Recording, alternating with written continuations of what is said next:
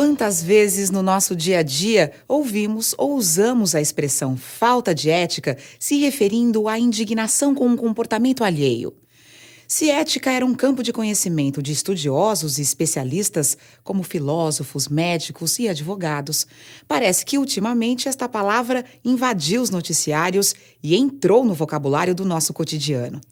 Mas será que o seu significado sempre foi o mesmo ao longo da história? Será que ética é um conceito universal? Afinal, o que é ética? Ética não é um saber acabado. Ética não é uma tabela pronta. Uma tabela das condutas elencadas, todas as condutas humanas em 2 colunas. Pode, não pode, pode, não pode. E o professor de ética, aquele que talvez tenha decorado a tabela. Partimos da premissa de que essa tabela não existe e, se existisse, ela estaria caduca no dia seguinte. Porque no dia seguinte estaríamos diante de situações inéditas que teriam tornado a tabela obsoleta. Razão pela qual acreditamos que ética tem a ver com liberdade. A possibilidade que temos de escolher como queremos conviver. A ética parte de uma premissa. A nossa convivência pode ser diferente do que ela é. E, portanto, a nossa convivência pode ser melhor do que ela é. A ética é a inteligência compartilhada a serviço do aperfeiçoamento da convivência. As formigas, por exemplo, também convivem, mais intensamente do que nós, talvez. E todos sabemos como as formigas convivem. Quase todas elas trabalham 24 horas, 2 ou 3 não fazem nada e ficam com tudo. Estranhíssima a convivência entre as formigas. Só que no caso do formigueiro tem que ser assim. As formigas são regidas pela sua natureza, são escravas do seu instinto e não podem conviver diferentemente. Um formigueiro na Idade Média funcionava como funciona um formigueiro hoje. Mas no nosso caso, por mais que não possamos nos orgulhar muito da nossa convivência, temos um alento. Ela pode ser diferente do que ela é. E cabe a nós a tarefa de refletir, de pensar conjuntamente, de argumentar dentro de um grande espaço de diálogo para aperfeiçoá-la dia a dia, para que amanhã seja melhor do que hoje. Ética é porque há liberdade. Se abrirmos mão da liberdade de fazer a sociedade que queremos, teremos também aberto mão da ética. Afinal de contas, nós somos um animal, aliás, o único, que é capaz de decidir, escolher e julgar por si mesmo. Isto é, nós somos portadores de liberdade. Há pessoas que dizem, eu gostaria de ser livre como um pássaro. Precisa cuidado, porque pássaros não são livres. Pássaros não podem não voar. Pássaros não escolhem o que fazem. Não adianta, numa bela tarde, por exemplo, como hoje, às 17 horas, um sabiá andando, ele de repente olha e diz, nossa, acho que está tão bonita a tarde, eu vou a pé para o ninho. E aí ele vai caminhando. É claro que ele não conseguirá fazê-lo. Não é ele que decide. A decisão sobre a conduta dele não depende dele. Exemplo concreto, por que é que às vezes você ouve falar de ataques de cães, pitbull, rottweiler? Por que é que o cão faz o que faz? Porque ele não tem como não fazer. Por que é que, vez ou outra, você tem a ação de um animal que nos parece agressiva? E ela será olhada a violência da natureza, mas ela não pode ser eticamente analisada. Um cão não é bom ou mau. Não existe o mau cavalo, o mau cão, a má formiga, a menos que a gente vá usar padrões de reflexão nossas. Em outras palavras, outros animais não decidem em relação àquilo que a sua conduta terá. Nós somos capazes de colocar nossa vida em risco. Nós somos capazes, por exemplo, de fazer coisas absolutamente inúteis para a sobrevivência, mas deliciosas, como praticar esporte, que não serve para nada. Não tem a menor finalidade e por isso é belíssimo. De que adianta saltar de paraquedas, fazer stand-up paddle? Qual é a finalidade de alguém correr de Fórmula 1, girar de maneira insana em alguma coisa que é absolutamente ameaçadora e que pode conduzir à morte e fazê-lo como uma escolha? Isto é, escolha. Essa é a palavra-chave. Se você observa, eu não posso avaliar a conduta de um outro animal sob padrões éticos. É boa, não é? É decente ou não é? A formiga, como o Clóvis lembrou, ela é o que é. E ela é o que é porque a natureza assim a fez. Aliás, me lembrei, Karl Marx, né, no século XIX, grande filósofo alemão, dizia algo decisivo. Ele dizia que o pior dos tecelões, alguém como eu, que não tece direito, o pior dos tecelões sempre será melhor do que a melhor das aranhas, que faz teias magníficas. Porque, embora o pior tecelão, ele não consiga fazer uma teia como a aranha faz, a aranha só consegue fazer a teia daquele modo. Ela só consegue repetir. Inclusive porque a aranha tem um defeito. Ela nasceu sabendo. Isto é, ela nasceu pronta. Ela já faz a teia como a mãe fazia, a avó fazia, a bisavó fazia. E isso é uma limitação. Nós temos uma grande vantagem. Nós não sabemos fazendo, não nascemos sabendo e não, claro, não nascemos prontos. E desse ponto de vista, nós somos capazes de fazer de outro modo. Aliás, uma aranha, ela faz teias magníficas, mas ela só faz aquela teia daquele jeito, a menos que uma força externa haja sobre ela. Aquilo que Darwin chamou de mutação, né, por ambiente ou por pressão, aí você tem uma mudança. Nós não. Nós somos capazes, e aí o Clóvis lembrou bem, de fazer o mundo tal qual ele está. Aliás, esse mundo que hoje temos resulta das nossas escolhas. Não há uma divindade ou divindades, no meu entender, nem no dele, que vieram e disseram assim será.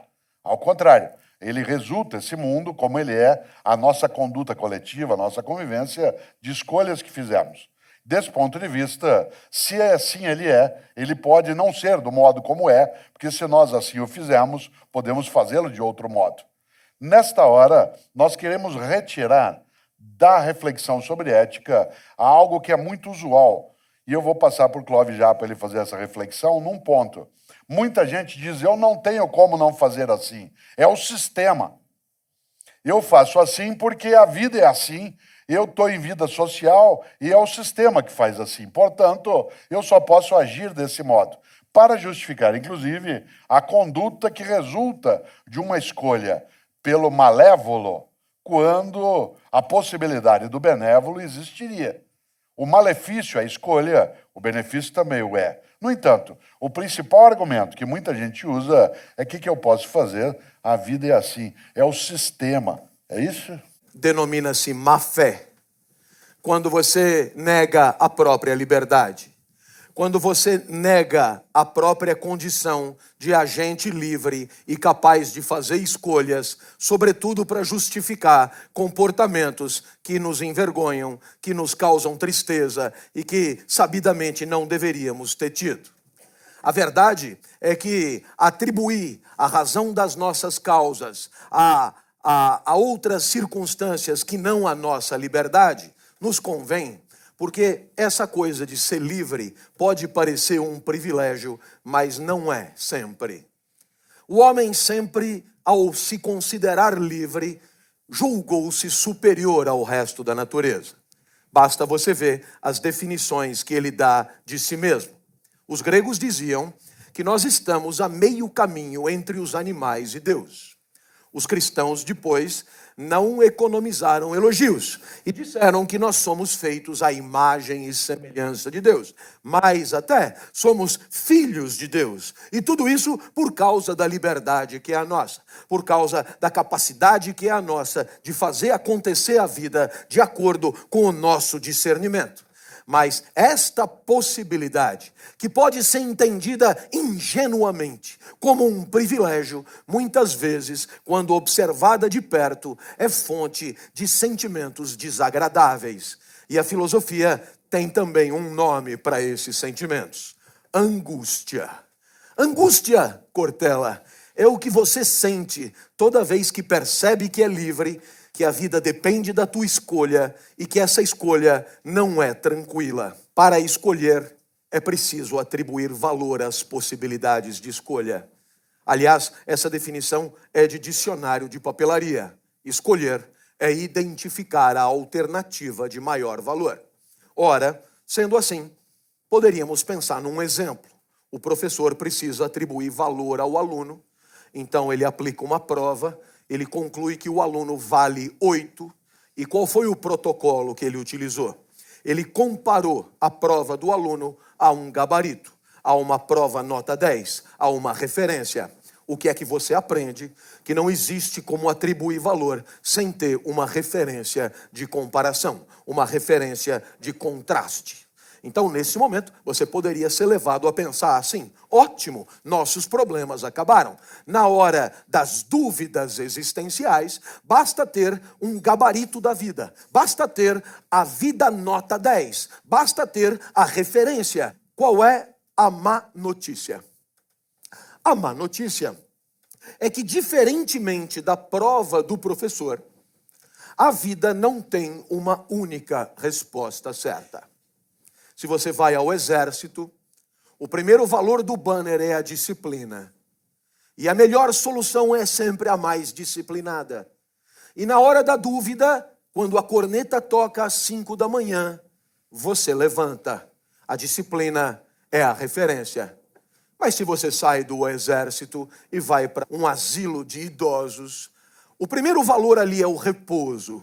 A melhor vida é a mais repousante. E se alguma corneta tocar às 5 da manhã, os velhinhos no máximo levantam para fazer xixi e voltam para dormir, porque aquilo foi um erro. Você percebe que a disciplina, Cortella, é valor. A disciplina manda levantar, o repouso manda continuar dormindo. E você está diante de uma sinuca de bico. Dependendo do valor que você escolher, a solução será uma ou a sua contrária. E aí, a pergunta que qualquer um fará: mas que valor vale mais? A disciplina ou o repouso? E aí, eu digo, esse abacaxi é você que tem que descascar. Você que é livre para fazer suas escolhas também terá que criar uma espécie de hierarquia de valores. E isso eu não poderei fazer por você. Posso dar um segundo exemplo? Vamos pegar um valor da moda, a transparência. A transparência era, até outro dia, um conceito da ótica, atributo do vidro ideal. E foi importado para a ética recentemente. Faça de tal maneira a que todos saibam de tudo sobre todos o tempo inteiro e em qualquer lugar. A empresa se converte numa casa de vidro. A transparência ajuda a melhorar o cinismo, a hipocrisia, os privilégios, as primazias indevidas. Com a transparência, a vida e a convivência melhoram. No jogo de cartas, o valor maior é o sigilo ou a confidencialidade. E esse é o contrário da transparência. Eu espero que você tenha percebido que no jogo de cartas, a transparência não é bem-vinda. Aliás, em jogo nenhum. E o mercado, por exemplo, é um jogo. Imagine se a sua empresa vai lançar um produto em outubro que vai quebrar as pernas do adversário. Todas as esperanças estão ali. As empresas concorrem cabeça a cabeça. E você, em nome da transparência, pega aquele projeto e leva para a empresa vizinha, para que possa tomar ciência do projeto antes do projeto ser executado. Pois será demitido por justa causa. Será demitido por quebra de sigilo. Porque para que o projeto dê certo, é preciso que a empresa concorrente tenha ciência do projeto o mais tardiamente possível. Eu espero que você tenha percebido que qualquer valor que você pensar pode ser problematizado. E esta complexidade de valores, para usar o termo de Edgar Morin, esses valores complexos são a garantia da tua liberdade. Por quê? Porque se os valores, eles compusessem uma tabela fechada, com um valendo mais do que o outro, se os valores indicassem uma verdade sobre a vida prática, a consequência imediata disso seria o fim da liberdade. Seria o fim da possibilidade de escolha. Mas é porque os valores são complexos que continuamos vivendo a vida cercado de dilemas, quando duas alternativas nos parecem igualmente ruins. De trilemas, de tetralemas. Exatamente por quê? Porque diante da complexidade dos valores, o abacaxi de escolher critérios é nosso. E dessa responsabilidade não podemos nos eximir. Quais são as referências e princípios que norteiam as nossas ações? No próximo bloco, a difícil tarefa de colocar na balança as perdas e ganhos que acompanham cada escolha que fazemos.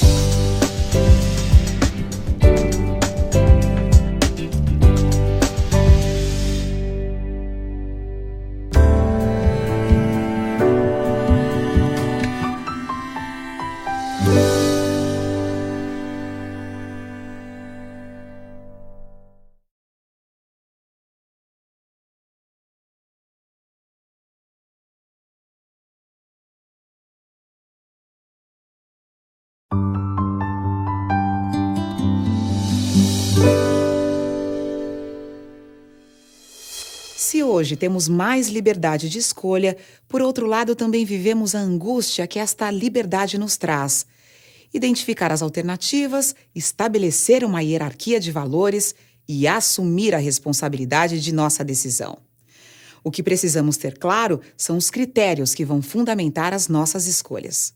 Eu sou responsável pela disciplina de ética na Escola de Comunicações e Artes da USP, e eu disse: a angústia te acompanhará. Aí uma moça levantou a mão. Professor, eu tenho um namorado que faz engenharia aqui na frente, estuda na Poli, mecatrônica, o senhor pode imaginar o tipinho, mas eu gosto dele. E agora, em junho, Corpus Christi, tem Semana do Saco Cheio.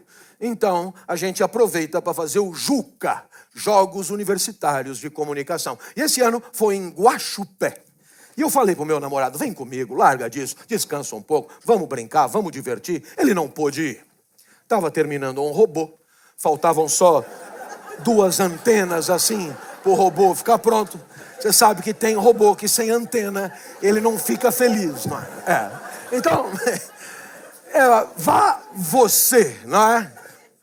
Professor, assim que eu desci do ônibus, um rapaz de sunga, só de sunga, musculatura saliente, muito diferente do meu mirrado mecatrônico, não perguntou nem meu nome, já me propôs na lata uma cópula furtiva. E foi aí, professor, que eu lembrei do senhor. Eu não entendi. Eu não entendi onde é que eu entrei na história. Ora, não é o senhor que diz que a vida não tem fórmulas prontas, que a ética é um exercício de escolha permanente, que os valores são complexos, que a incerteza paira e a gente angustia? Sou eu. Então de quem que eu ia lembrar, professor? Afinal, dar ou não dar?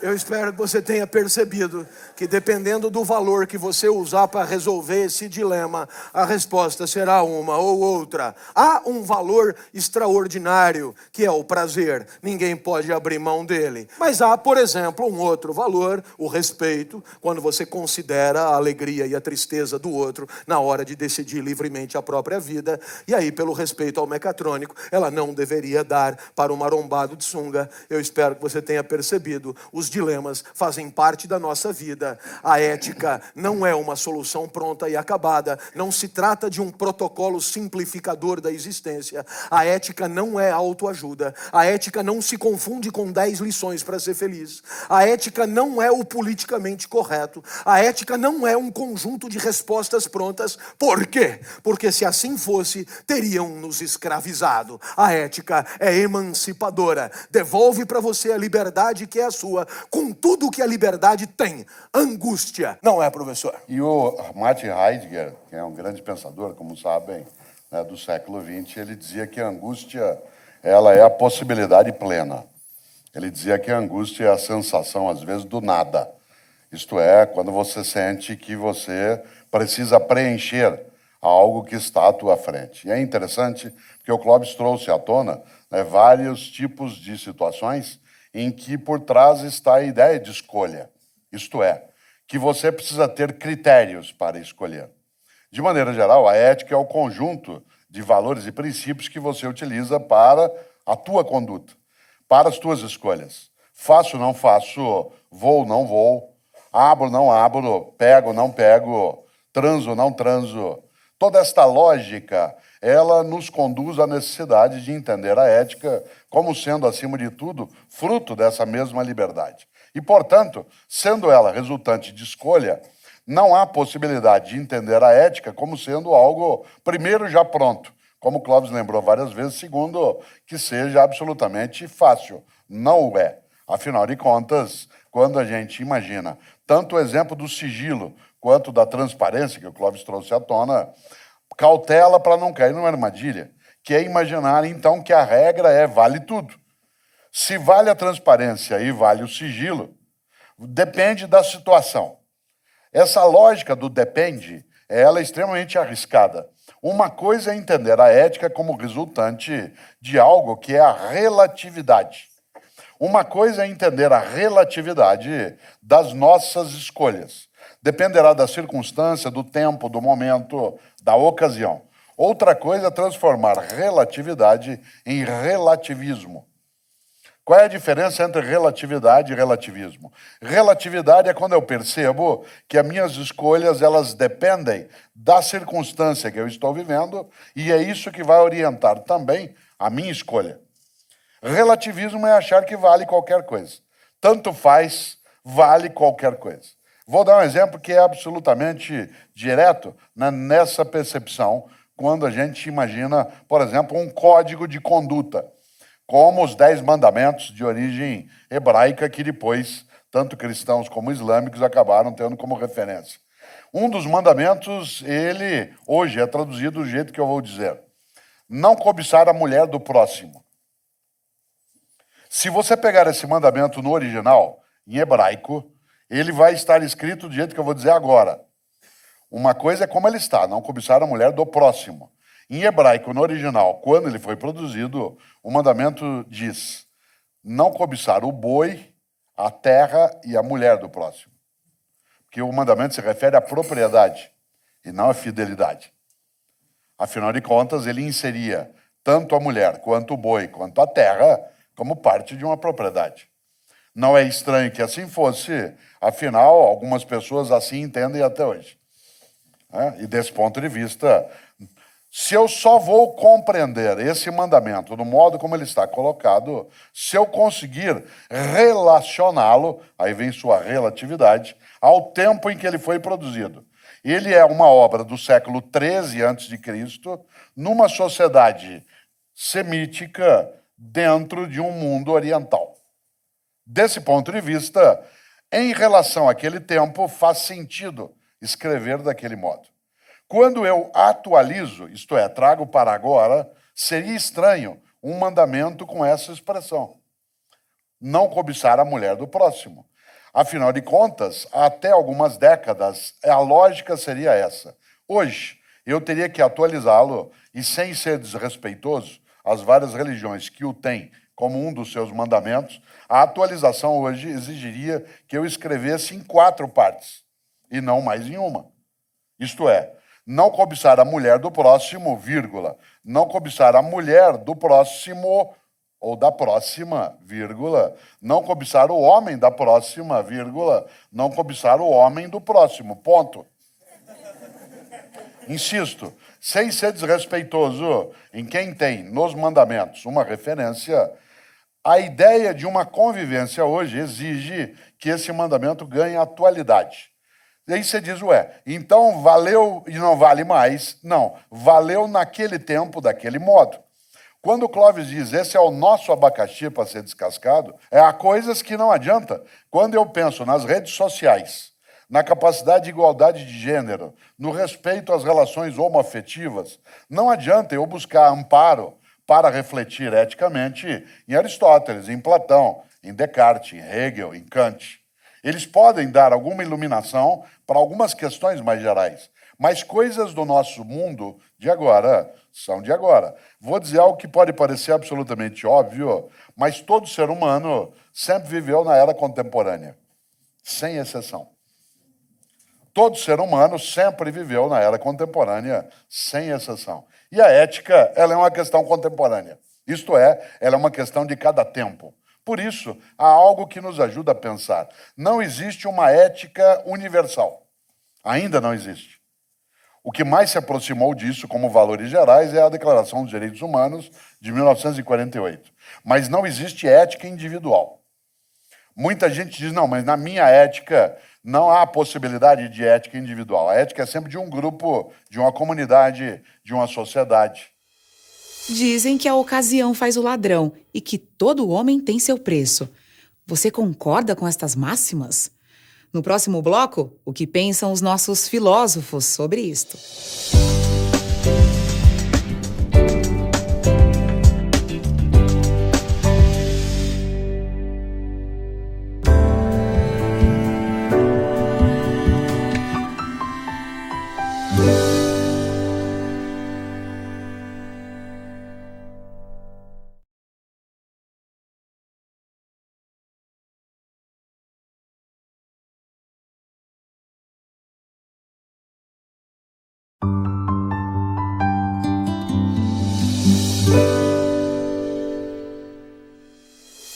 Será que existe a possibilidade de não aceitar o que por princípio discordamos?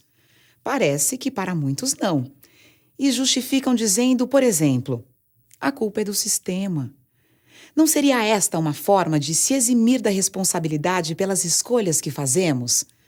A liberdade que conquistamos implica em ter sempre a opção de escolher. Assim, os dilemas se colocam até nas mínimas ações de nosso dia a dia.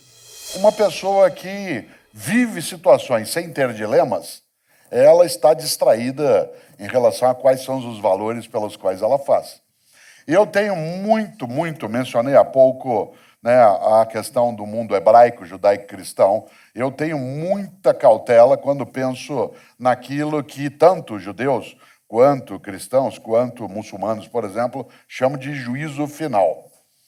É o juízo final. Claro que pode ser aí uma questão de religião ou não, e eu não quero tratá-la como campo da religiosidade, mas quero trazer aqui algo que tem a ver com ética.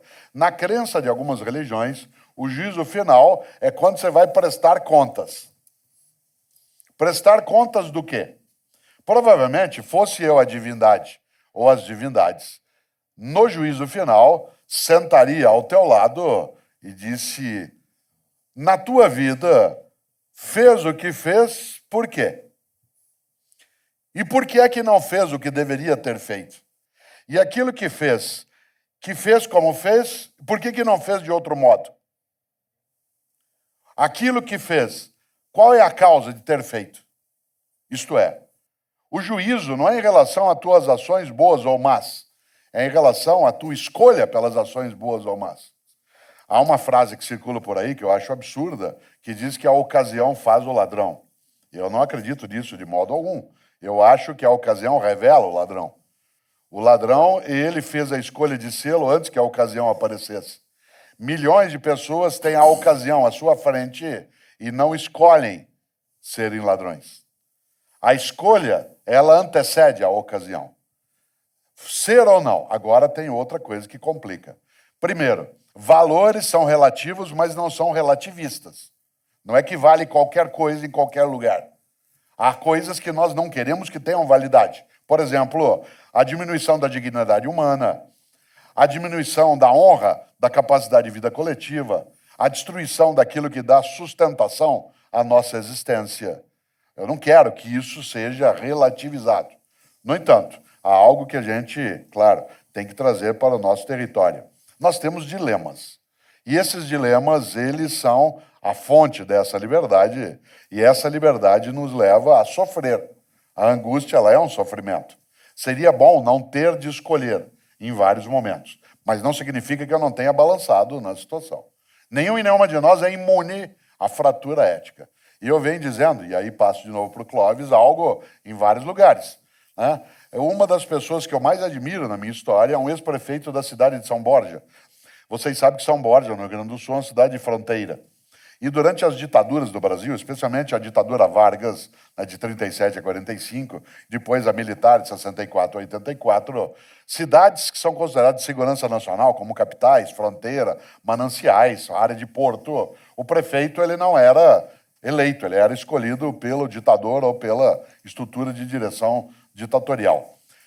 E há um prefeito de São Borja, aliás, São Borja, a cidade do Getúlio, de João Goulart, etc., que um dia, nomeado pelo Getúlio, mandou um telegrama para o Rio de Janeiro, onde era a capital federal na época, que é absolutamente genial. Esse telegrama está no Museu Nacional, no Rio de Janeiro. O telegrama diz algo que eu acho que é a melhor compreensão sobre ética em relação a dilemas que eu já vi, e que tem a ver, é claro, com a questão central de eu ter de abdicar ou não. O telegrama diz o seguinte: presidente, preciso da vossa ajuda. Cada homem tem seu preço e eles estão chegando no meu.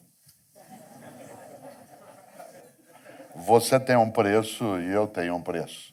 Aceitar que paguem é escolha.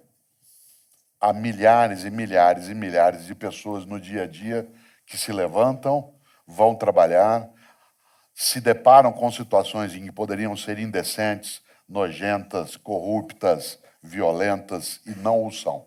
A ocasião não faz o ladrão, ela apenas revela a escolha que ele fez antes que a ocasião viesse à tona. E nesta hora, nenhum e nenhuma de nós é imune, porque para fazer boas escolhas éticas é preciso, como diz o Clóvis, e por favor, queria que falasse um pouco agora, é preciso abdicar de alguns apetites.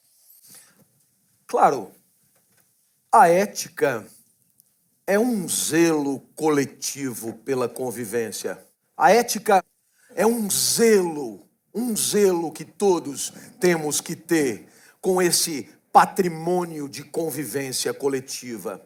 Ora, é perfeitamente normal que nós, individualmente, tenhamos pretensões, apetites, desejos que possam colocar em risco a melhor convivência possível. Portanto, a ética é essa disposição inicial que temos para submeter os nossos apetites ao crivo da convivência e satisfazê-los se e somente se esses apetites não forem lesivos a esse patrimônio coletivo. Uma sociedade eticamente desenvolvida é uma sociedade em que todos, por educação, por cultura, consideramos absolutamente normal abrir mão de parte das nossas pretensões em nome desse zelo coletivo pela convivência.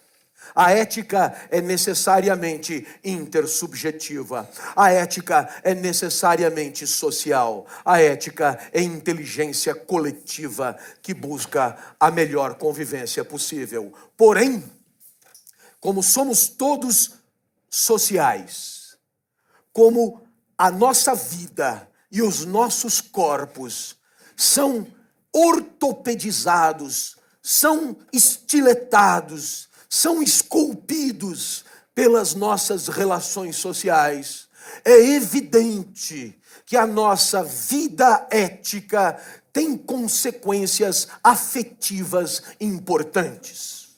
Se eu, porventura, me agachar e minhas calças se rasgassem, eu ruboreceria.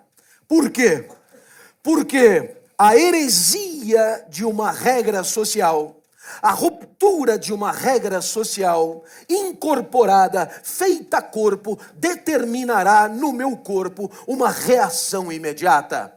Assim, nossos corpos, desde Bourdieu e Foucault, são corpos socialmente construídos. E nossos afetos são inseparáveis das regras e princípios sociais que decidimos respeitar. E por isso, a ética também é questão de afetos. E é por isso que temos vergonha na cara. Porque, na verdade, a vergonha é um afeto especial. A vergonha é uma tristeza particular. Todos nós somos essencialmente uma certa quantidade de energia que oscila na hora de viver. O mundo não sai da frente, o mundo não para de se relacionar com o nosso corpo, e alguns mundos em relação com o nosso corpo, caem bem e alavancam a nossa energia vital. Aquilo que Spinoza chamará de potência de agir. E assim, quando nós ganhamos em potência de agir, a isso damos o nome de alegria. Passagem para um estado mais potente e perfeito do nosso próprio ser. Isto se dá nas relações com o mundo, nas experiências com o mundo. Muito bem, os exemplos de alegria vão ao infinito. Mas não é todo dia que tem pão quente. Às vezes o mundo entristece. É quando você se apequena, quando você se acanha, quando você brocha, quando você perde libido, perde tesão, etc. Assim, o mundo tem uma capacidade infinita para entristecer. Desde o semáforo que fecha na hora que você vai passar, até alguém que ocupa o único lugar vago no banco de ônibus, até, enfim, algum discurso cínico que você ouve na televisão. O mundo é super variado na hora de entristecer. Mas existe, e você que está me ouvindo agora pediria que me acompanhasse, existe uma tristeza especial. É uma tristeza que tem uma causa especial. E essa causa é o próprio comportamento. A vergonha é uma tristeza determinada por um atributo flagrado em si mesmo. A vergonha é uma tristeza que tem como causa o próprio eu. Aliás, a vergonha é um afeto moral por excelência. E por quê? Porque a moral é isso.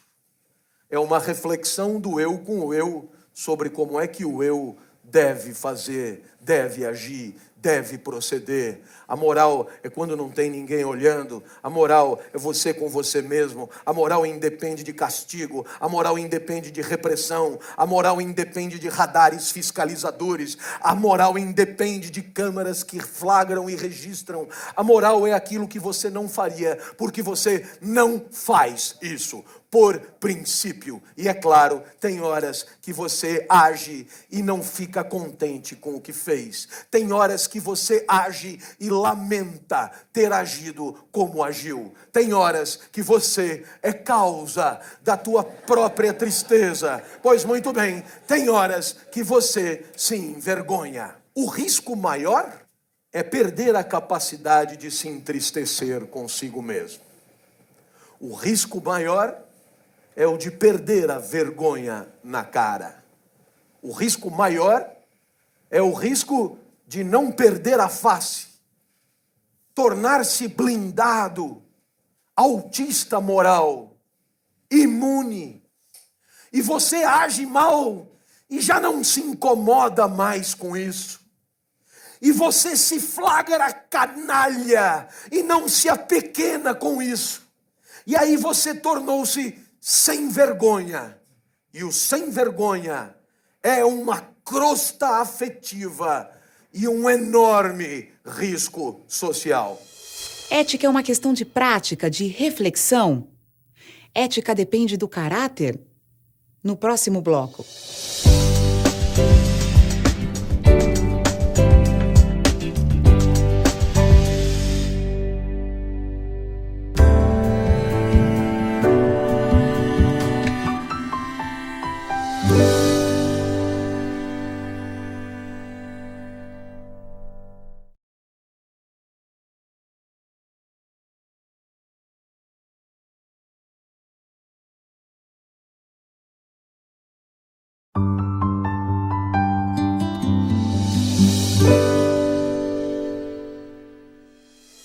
Não existe ética universal, nem individual.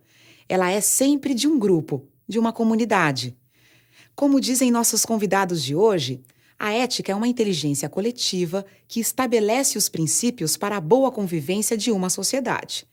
Por isso, ética é uma questão de cada tempo, de cada cultura. A Luzia pergunta se a falta de ética reflete a ausência de bom caráter.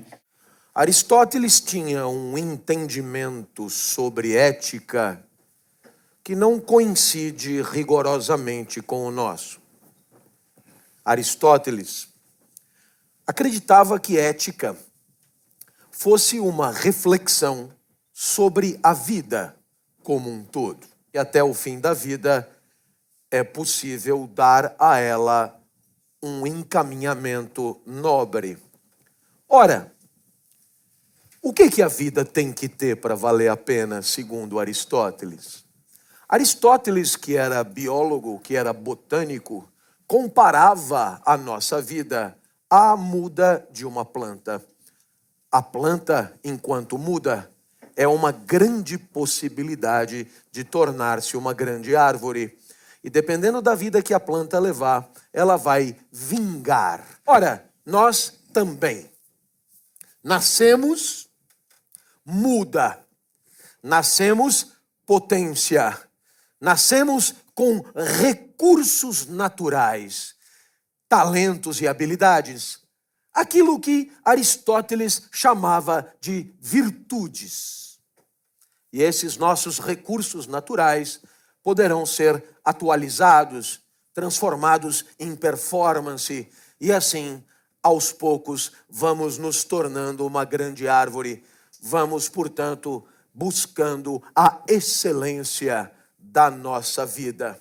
Para Aristóteles, a ética está diretamente ligada a uma certa prática que se repete, como se a vida fora um treinamento mesmo, um aperfeiçoamento progressivo dos próprios talentos. A ideia de caráter é a ideia de repetição de comportamento digno. Aristóteles estava convencido de que quanto mais nós agirmos dignamente por costume, por hábito, mais teremos chance de ser excelentes. Não é bem essa a nossa proposta. Sabe por quê?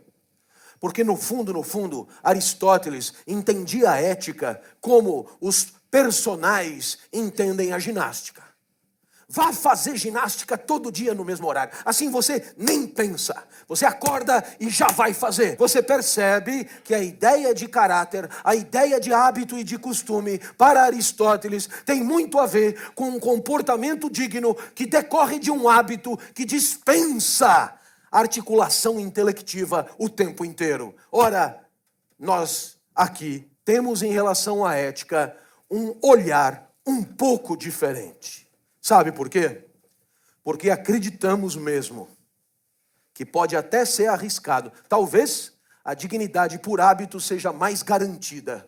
Acreditamos que a ética depende mesmo dessa capacidade que é a nossa de pensar, deliberar, decidir e escolher a cada momento da nossa vida. Portanto, veja, Luzia, a nossa dignidade decorre da audácia, da coragem de enfrentar as dificuldades da decisão livre, procurando até mesmo não aceitar a habitualidade impensada, mas, pelo contrário, enfrentar a deliberação diária em nome de um aperfeiçoamento progressivo da convivência.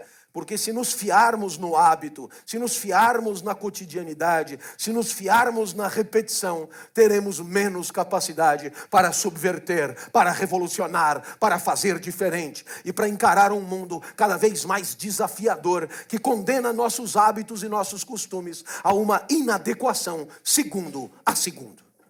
E aí é algo que eu acho que é forte, e eu não queria não palpitar sobre isso. A ideia de caráter, ela tem uma percepção etimológica que é aquilo que te marca.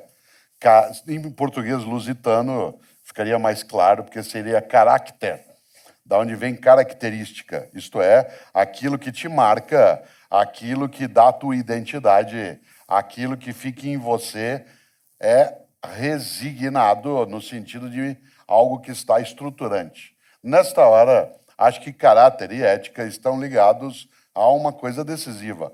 Aquilo que é tua característica, isto é, o teu modo de ser, tem valores e princípios que o levam a uma ação.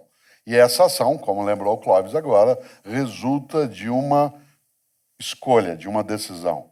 Diferentemente de Aristóteles, não é uma característica que já está pronta desde sempre e que você só atualiza. É uma potência que vira ato. É uma virtude que se torna real. É uma escolha no caminho. E por isso, o caráter, ele é uma construção. Ele não é um fato de nascimento que vai contigo até o teu final. Portanto, caráter também é escolha.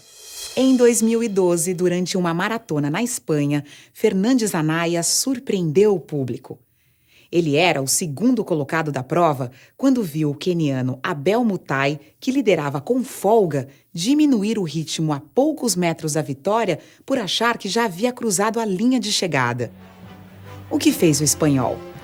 Ao invés de aproveitar a oportunidade para vencer a corrida, alertou o concorrente e o empurrou até a vitória.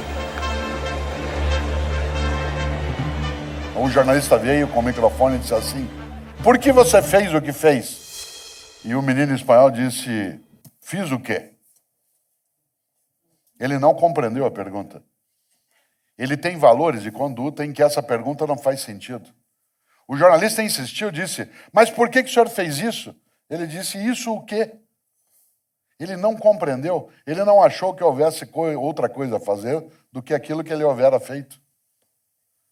O jornalista insistiu: "O senhor deixou ele ganhar?" Ele disse: "Eu não deixei ele ganhar, ele ia ganhar." Mas ele falou: "Então, mas ele estava distraído." Ele disse: "Então, se eu ganhasse desse modo, qual seria o mérito da minha vitória? O que é que eu ia pensar de mim mesmo, quieto, sem câmeras?" Aliás, ele disse uma coisa mais interessante: se eu subisse no pódio, no lugar de número 1, qual seria a honra da minha vitória? Qual seria a dignidade do meu sucesso? Mas aí ele disse a coisa mais bonita que eu vi em 2012. Ele disse: se eu fizesse isso, o que eu ia falar para minha mãe? Sabe por quê? Porque a mãe é o último reduto que você não quer envergonhar. Seja sua mãe quem for ou quem foi, se aquela pessoa que te deu a luz, isto é, que te trouxe ao mundo, se ela ficar com vergonha de ter te parido, é porque você não presta.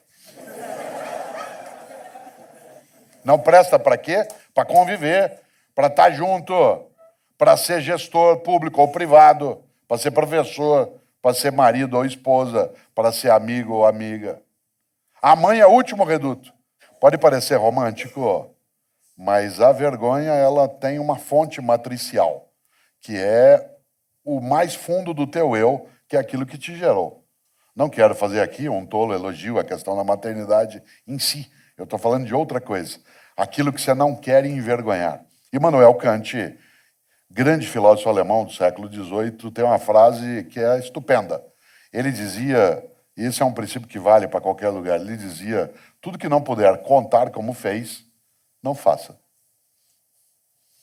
Tudo que não puder contar como fez, não faça. Porque se há razões para não contar, essas são as razões para não fazer. Claro que ele não está falando contra sigilo e privacidade. Ele está dizendo: tudo que não puder contar como fez. Porque se alguém ficar sabendo, você vai ficar com vergonha de ter feito, então nem faça. Nesta hora, eu citei várias vezes algumas religiões. Me lembro, talvez, daquela que para mim é a mais forte expressão ética que já vi, que aparece numa das cartas do apóstolo Paulo dos cristãos.